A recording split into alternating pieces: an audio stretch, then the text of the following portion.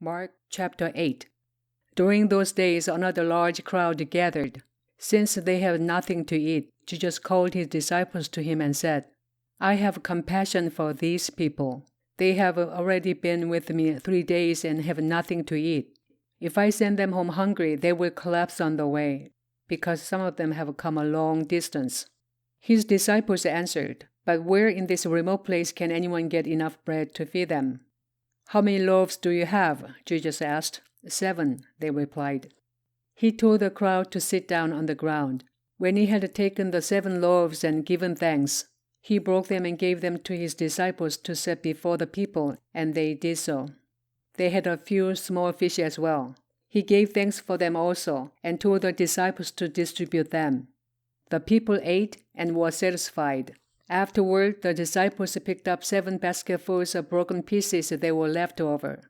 About 4,000 men were present, and having sent them away, he got into the boat with his disciples and went to the region of Dalmanutha.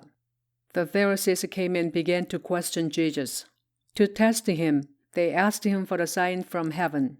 He sighed deeply and said, "Why does this generation ask for a miraculous sign?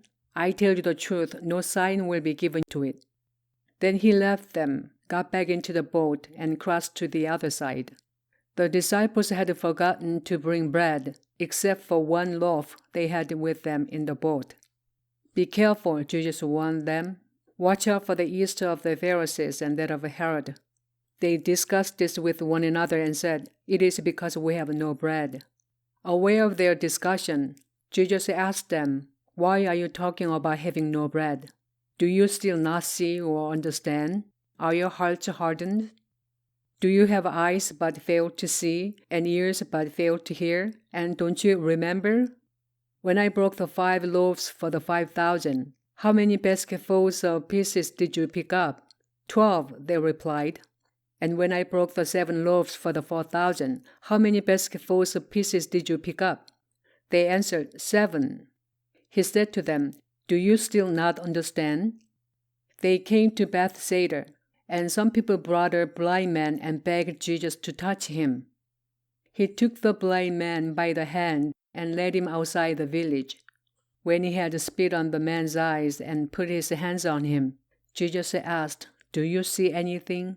He looked up and said, "I see people. They look like trees walking around." Once more Jesus put his hands on the man's eyes.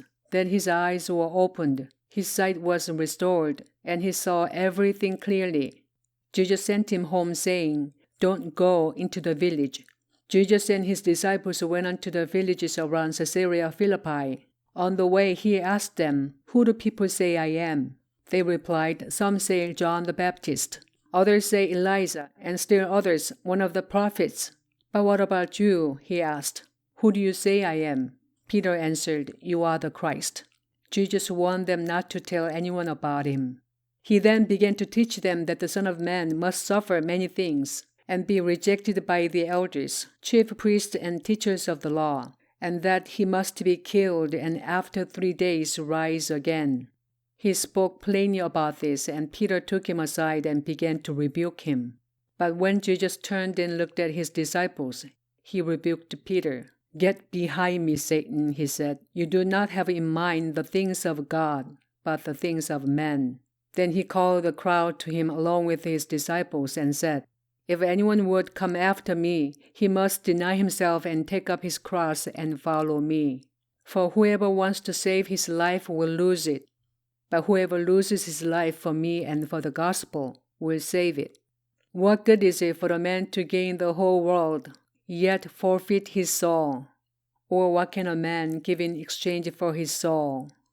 If anyone is ashamed of me and my words in this adulterous and sinful generation, the Son of Man will be ashamed of him when he comes in his Father's glory with the holy angels."